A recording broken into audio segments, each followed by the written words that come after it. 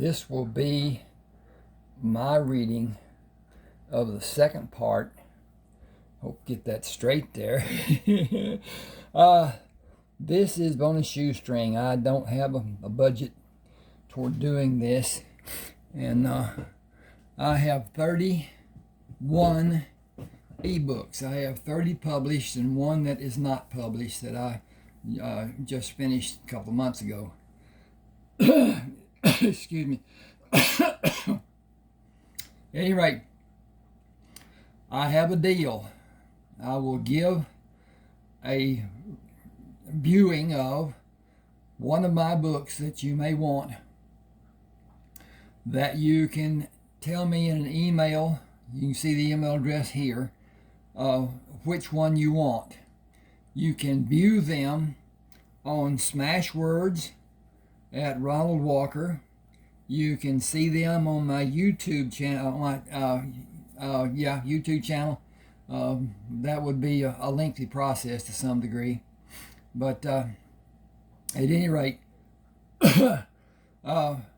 you can look at Sexy Assassin on Smashwords, and then look below where you see the book cover showing and whatever, and there's a carousel of books that you can look at, and even tap one of them and see a carousel below it and get a full viewing of the books. The problem with it is Smashwords sold rights, I'm not certain what exactly, how much or whatever, to Dash to Digital.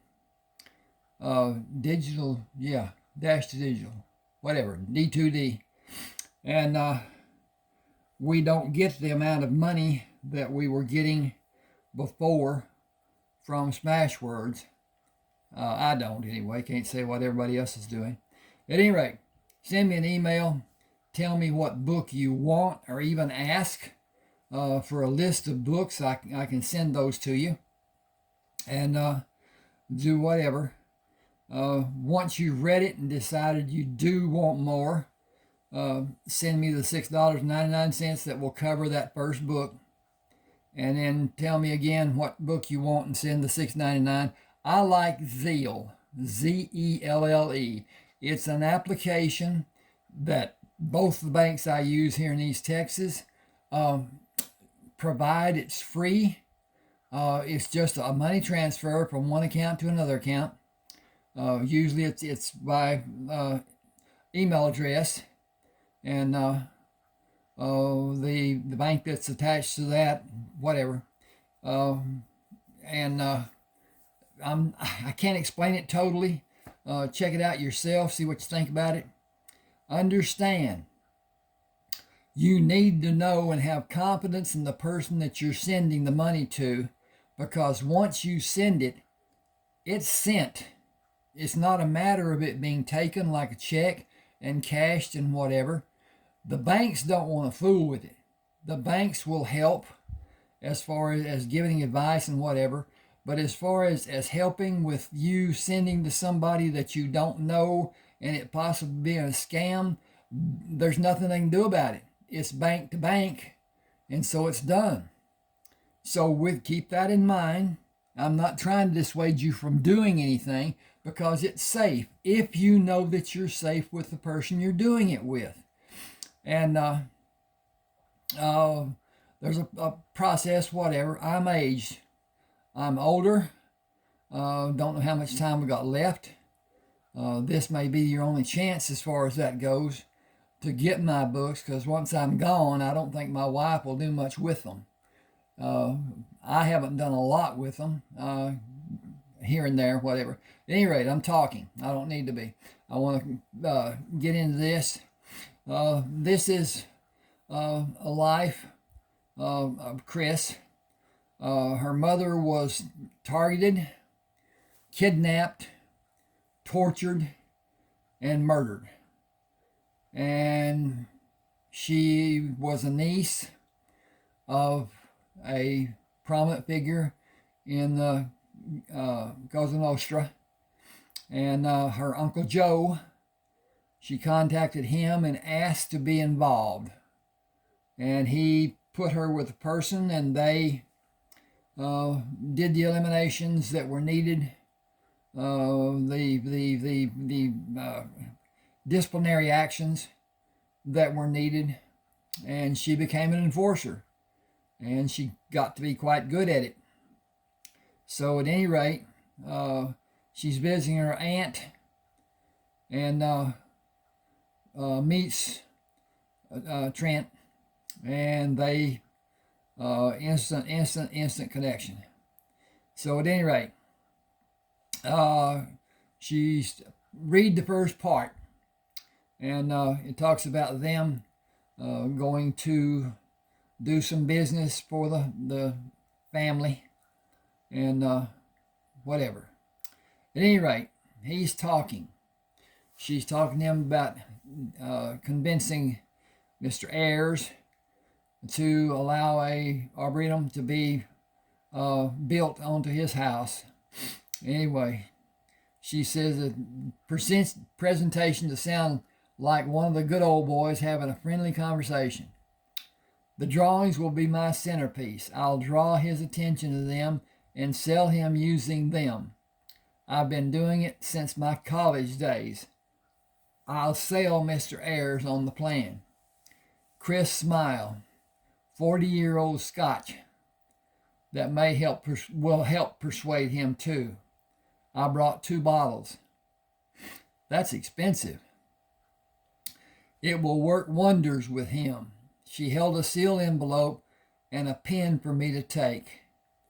Go to the restroom and read this. When you have collected your wits and you are calm, come out, sit in a position at the rear of the plane where nobody can read what you will write. You are going to be surprised, so be ready. There will be plenty of time for you to digest how your life will change should you accept the proposal. Think it over and think it over again. It is a commitment. I need to get where I can read this better. It's a commitment you may not wish to make. I hope you do, as our future together will hinge on your decision to accept or not. I don't understand. Read the contents in the envelope and you will have complete clarity.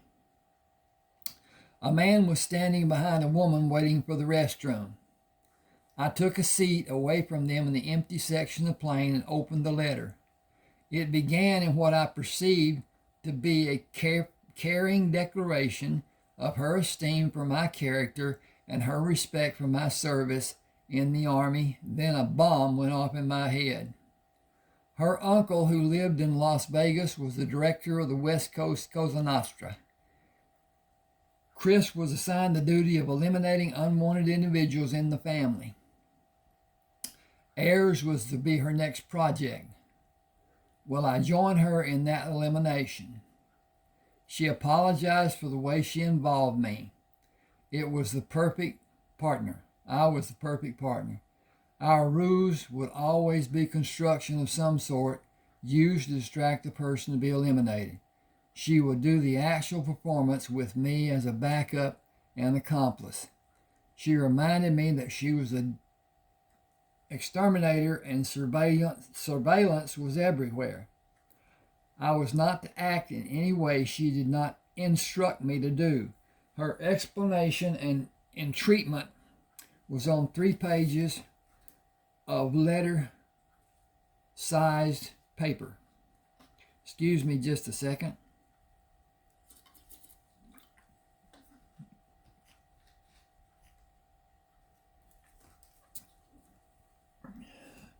Got to check on the processes. Seems to be okay. My first reaction was that I wanted nothing to do with organized crime, and murder was, got to get over here, the least of my desired occupations. She explained that I could continue working for Pierrot Corporation by hiring an assistant who would be responsible for the workload I had been carrying. He would know that I traveled with my architectural and engineering work. I folded the pages and put them back inside the envelope, stuck it under my leg on the seat, and leaned back. This proposal was a lifetime commitment until I was too old to be trusted. What would be my lot when that happened?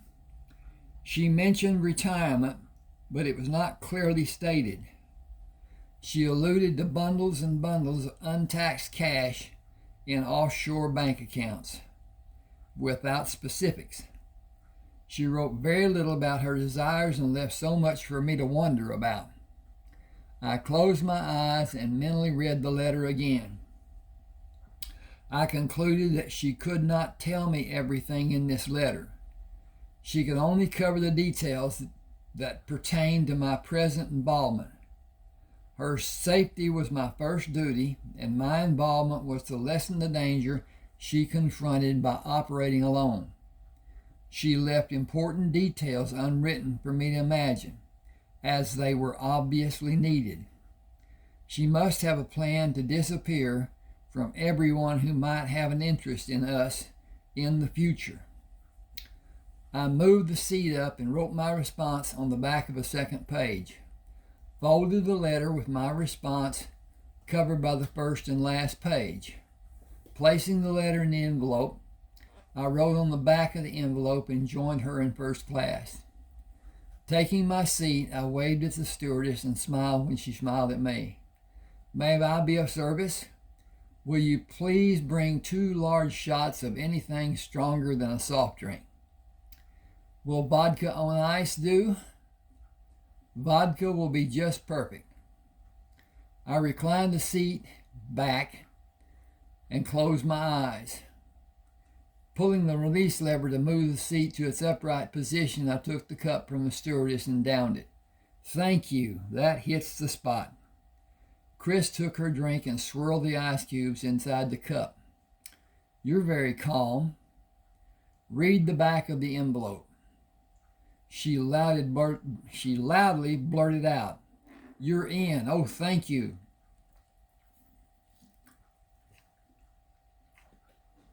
She quickly looked around. "I'll be quiet now." "You should be. We need to talk somewhere secluded before driving to the Ayers Ranch. A driver will be inside the terminal to help us. We will not have an opportunity to talk. I have a small case for you to use in the men's restroom, which is just inside the door where we will enter the terminal. It has directions for you." I whispered, "Talking is what I need. The sooner the better. We'll have time tonight after we see Charlotte Ayers." Chris opened the valise she carried onto the plane and gave me a small shaving kit. "Read the instructions when you're alone in the restroom." Hang on just a second. This is coming up on chapter 3.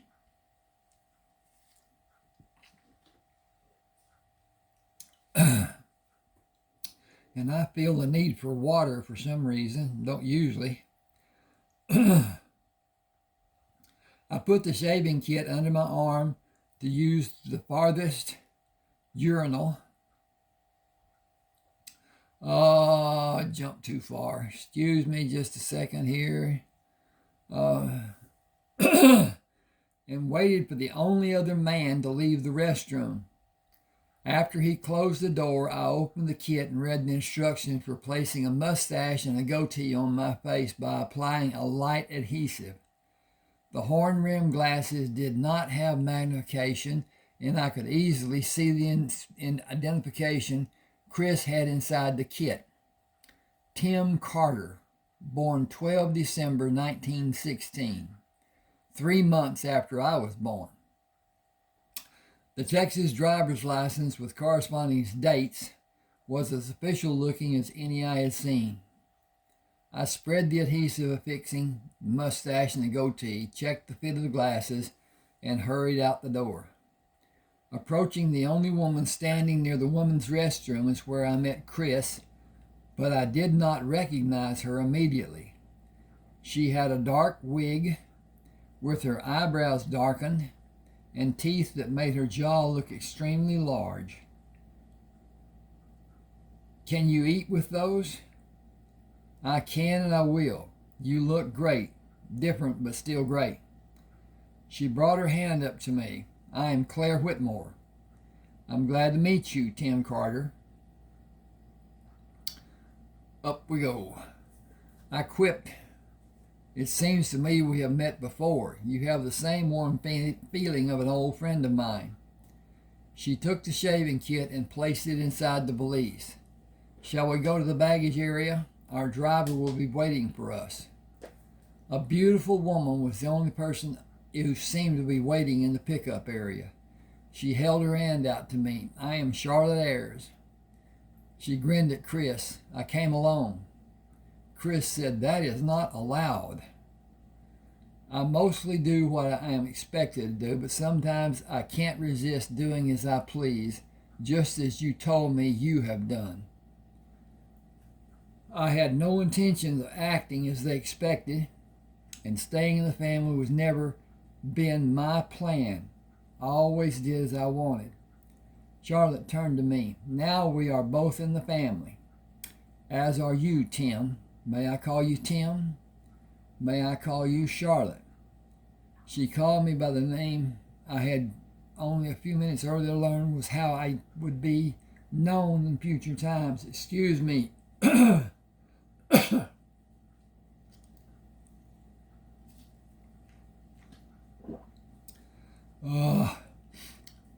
Charlotte is my name, but please use it only while we are away from any of the others' hearing. It is another requirement I do not favor. I have the freedom to address others any way I like. They are forced to respect me. She nodded her head at Chris. You are on familiar terms with my cousin, and you are allowed to use her given name. Until you are officially accepted in the family, you will show respect for other members.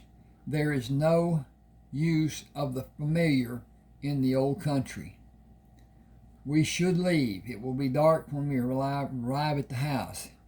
Dinner will be prepared, but you will have time to refresh yourselves first. Walking out of the terminal, Charlotte dangled the keys in my direction. Tim, will you please be a dear and drive? See if we got this online. We do. Had to change. It will be my pleasure. Sitting through 2 flights and then sitting again with nothing to keep me focused during the trip to Belcher would be less than comfortable. Charlotte corrected me. The house is on this side of the city. You will not see Belcher this trip, possibly some other time.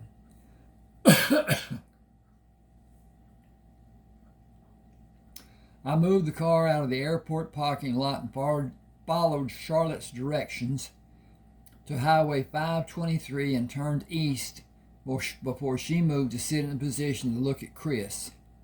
We are safe. The car was just delivered today and I am wearing new clothes, so it is safe for us to talk. It's been some time since we were together. It's good to see that you've been well, and from the looks of things, you've done well too. He must be a good-looking man behind all that hair. Chris said, you always had an eye for the men, even when we were children. Charlotte shook her head and looked down. I wasn't given the choice when it involved my marriage. He was attentive until he was needed in the family business, and he became greedy. He thought he was smarter than the bevy of accountants overseeing his activities. His pilfering and womanizing was tolerated until he started pursuing 2 wives of his business associates. Now you are chosen to rectify the mess he made and satisfy everyone he has disrespected. She looked at me. I got a problem in my throat. She looked at me in the rearview mirror. Turn left and go about 2 miles and turn right. I'll tell you when to slow down and make the turn. The road going east will intersect with Highway 60, and that will take us to the house. She turned back to face Chris. I intend to go with you when you retire.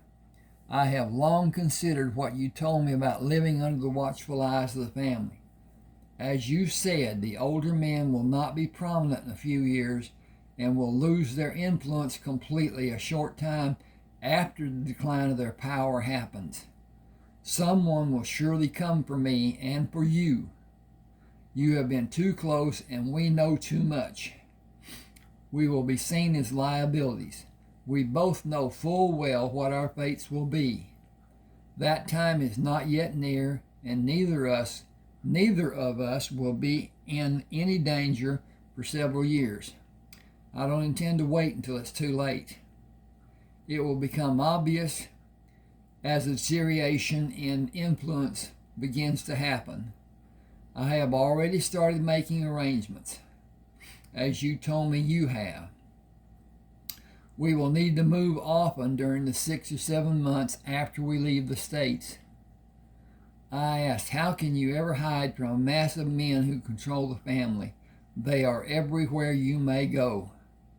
Every country in the world.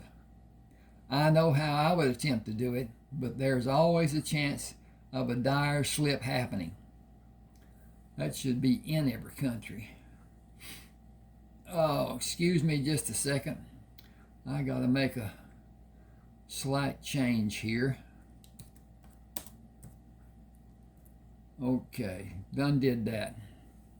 I know how I would attempt to do it, but there's always a chance of dire slip of happening. Chris said your experience will help us make our plans to find success. You told me how several of the covert operations you were a part of were done. It was pure genius, and we modeled our plans of escape as you did. You know how to plan a means for our disappearance. A seemingly innocent flight to a vacation spot, walk across the terminal to another airline to fly to another location, ride a bus to another airport in a different country, and begin a course of action that can never be followed. You can never come back. We can never be our true selves. We can never trust a friend other than the four of us. We can never leave our fingerprints to be found on the glass or in some other way. We can have good lives. Got to change this book page. But we must never forget to act the part of the identities we take. One old cousin will know what names we might be using. He will have a practiced lie to lead anyone following us down a twisted path until they are mired in confusion. He will never tell anyone the truth. Charlotte said, I doubt that he will ever be asked. His position in the family is too secure because so many others depend on his work. Chris and Charlotte had not been together in the past year and talked like sisters catching up with each other until Charlotte told me to turn under a large rock arch entrance leading into the property. The ranch house was built high on the hill between the highway junction called Wintley and the city of Belshire. Cows were everywhere in the pastures around the fenced grounds of the house. In addition to the master bedroom, the 10 guest bedrooms each had a full bathroom. It was closer to being a palace than a house. Servants were plentiful, and luxuries were the rule of the house. The ranch location gave seclusion to visiting family members and allowed them to come and go freely. Hang on, got to change page. Charlotte said, I am the mistress of the house. It is not mine. Men and women come at times unannounced and take privileges only an owner should have.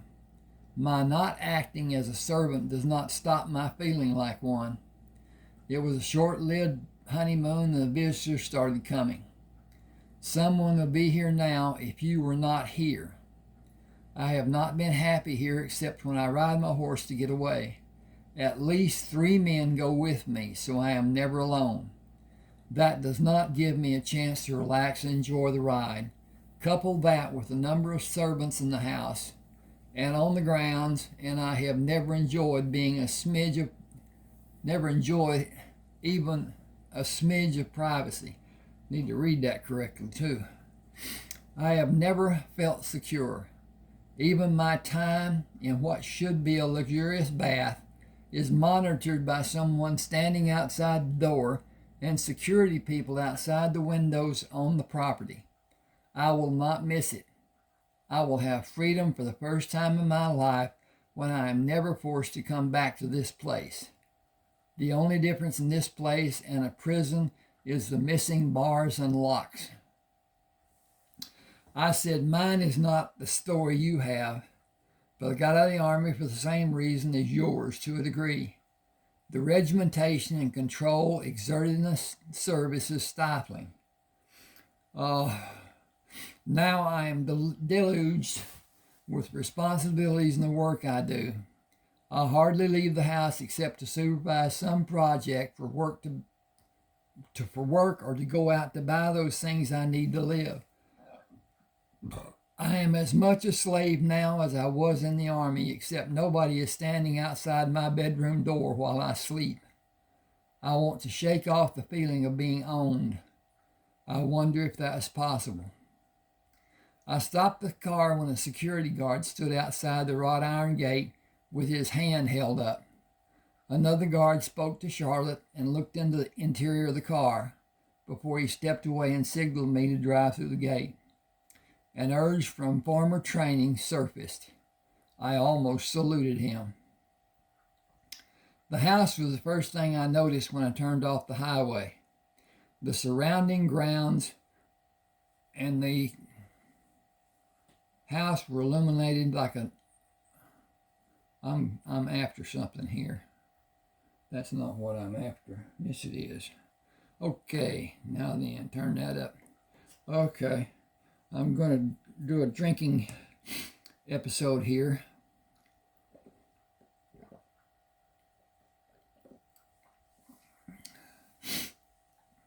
After we drove through the gate, Charlotte said, every room in the house is monitored by visual and audio surveillance. You are allowed to have them turned off when you use the bathroom. Toilet. But you must ask for permission by switching the light off and on. A return signal of the light switched off and on tells you when it is done. Given what is judged to be sufficient time, the light being turned off and on again is a signal that someone is outside the door waiting for you to tell them what you need. Shout if you want more time or state plainly that you are secure. A second amount of time will be given and the light will go off and come back on. Shout again. You will have exactly 5 minutes before someone comes into the room. It is standard procedure and there is no deviation. Remember who is watching and listening. I asked, will the surveillance be on tomorrow? Charlotte said, I'll turn it off while you have Carl's attention. The lamps connected to the outer wall outlets will remain on when I signal to have the surveillance turned off. It will remain off for 20 minutes. Chris said, I only need 5. My instructions are to be positive your work is finished before I turn it back on. After we are in the house, be careful to avoid saying anything that comes close to alarming the people monitoring. They have a very difficult duty. The need for surveillance to be turned off will be a matter of security. You and Tim will discuss how surveillance equipment may be placed in the Arboretum. Until it is installed, it will be kept secret. The people who are normally outside, got to change the book page here, of the door in the house and outside the door going out of the house will not be at those stations for 20 minutes or until I turn the surveillance back on. Carl will be comfortably resting on the divan when it comes back on and the two of you will leave. Only the servants will be here and Kyle will drive you. The other guards will be away from the house. She smiled. I'll excuse myself when I have taken you to the kitchen. I will answer a call I cannot ignore. I'll be chastised for leaving alone. There will be no reason for me to answer because there will not be a question asked, and I will not need to say more than the usual goodbye. When he is not so angry, we will have a pleasant conversation before I retire for the evening. Have no faith you are not being seen, even with the lights off. Nothing is left to chance here. Such is my life. A prisoner without manacles is still a prisoner. The house was beautiful. I had a complete feeling of need to say and do nothing while I was inside the house or outside. As much as I wanted to see the stables and horses, the armed guards took away the allurement. We bathed and prepared for dinner and ate in silence. Charlotte led us into the study where I found a copy of Ulysses and read until bedtime. Our assigned servants took each of us to the rooms we would occupy and said good night before closing the door. I went through the motions of washing my face without wetting the mustache or goatee and signaled for the camera to be turned off. There was no response. I took that to mean I did not need privacy and stood at the toilet to purposely make as much noise as possible, relieving my bladder, shook my member, and washed my hands. The light in the bathroom was visible after I closed the door. Sleep did not come for some time. I finally turned on my right side in a fetal position and slept. I woke in a startled state, worried the mustache or goatee had come loose. Throwing the sheet over my head, I made certain they were securely in place. To avoid opening the suitcase, I slipped into the same clothes I wore the day before and opened the door. Change of page, as soon as I can find the cursor.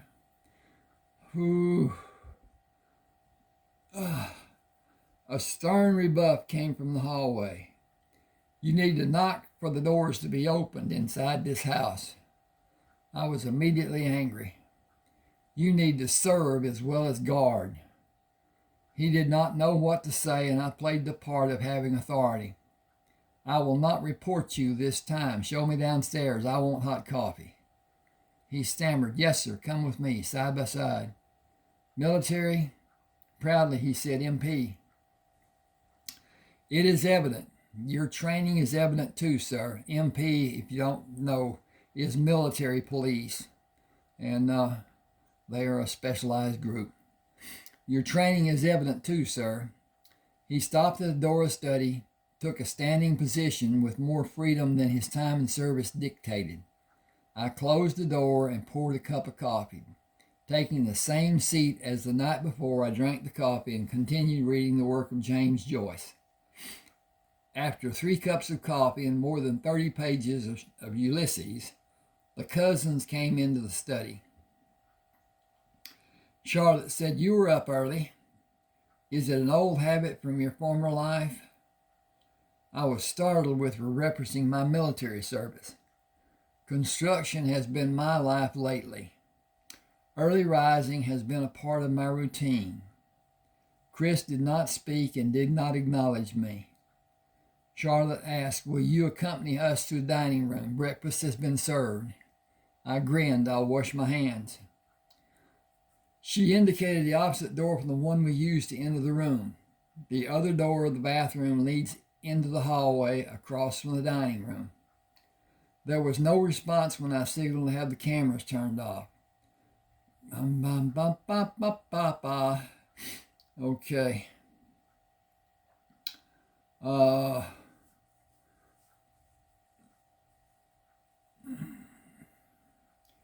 Spreading the rolled paper on the table in the study, I placed weights to hold the corners flat and went back to Ulysses.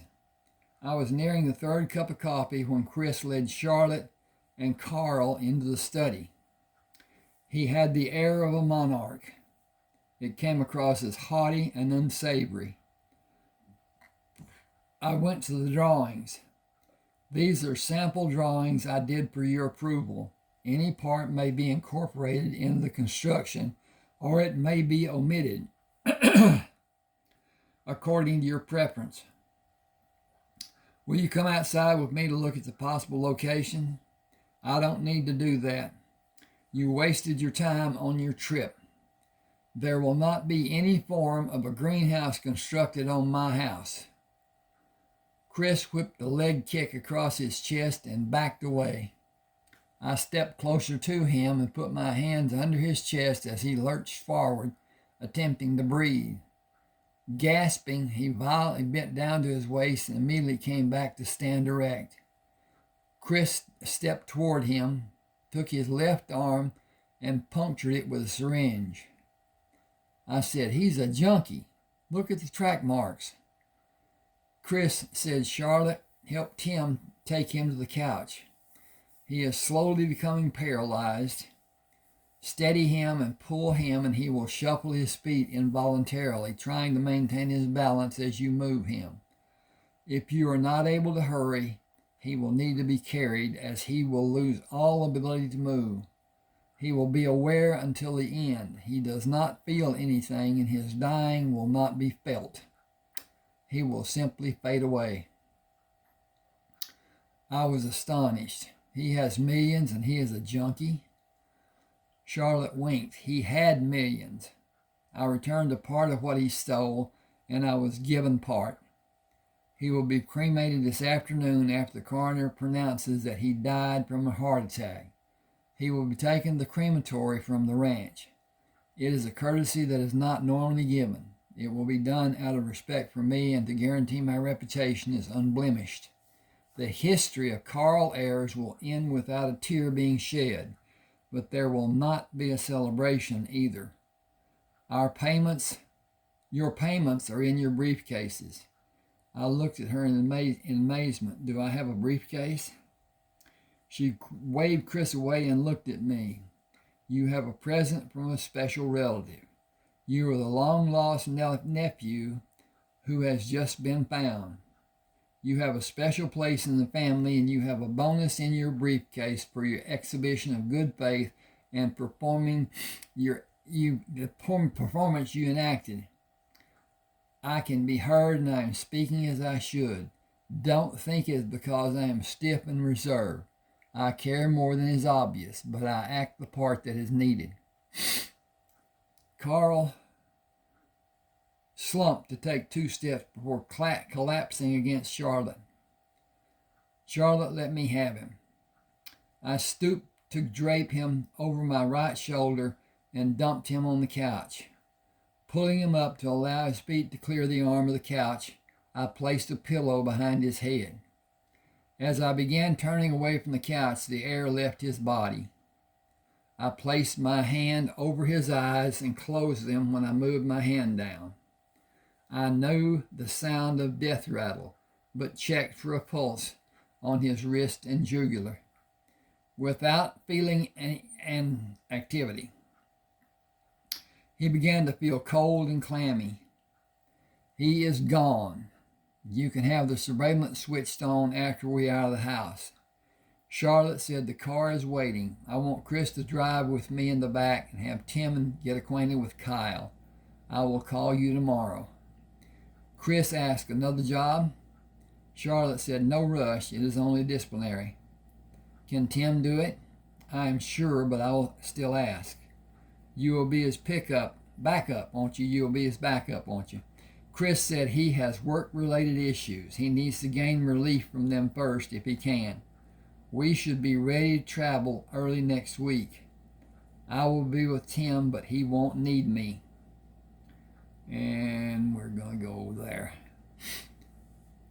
Charlotte looked at Chris with a blank stare. Believe me, he can handle himself. I told you he has Army Special Forces training. I pity the poor fool who might tackle him. He is strong as a bull. You saw him handle Carl. That was dead weight. Charlotte said, I was impressed. Kyle is naturally strong too. Chris said, you two haven't. Of course not. We're never alone. You know the family policies. Chris laughed. I've learned a lot about my dearest cousin on this trip. You may be wily enough to pull it off. Charlotte said, I will never endanger him. She smiled. No matter how much I want to. Chris hugged her and Charlotte hugged me. You handle this situation like a pro. Give me a hug and get her out of here. Be good to each other. All of our lives depend on it now. Kyle was not as tall as me, but his body was thickly built as mine. We shook hands before he got into the car. He had a firm grip and returned my gaze. I liked him immediately. You are driving. He spoke in a low voice. This must be a special occasion. We are never allowed to travel alone like we will be when we're coming back. Charlotte said, Ernie, Mike, and Paul will follow you, and Paul will drive you back. Unless you want to drive. I want you and Tim and Chris to be able to talk about anything you like without being interrupted. You will have time when you're at the airport.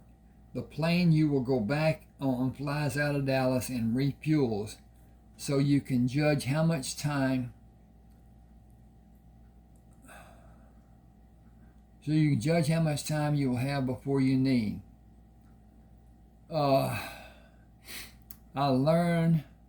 Learn everything you can about each other. Learn all you can from each other. It will be useful later. She placed her finger over her lips and moved it to point to her ear. Little birds are everywhere now.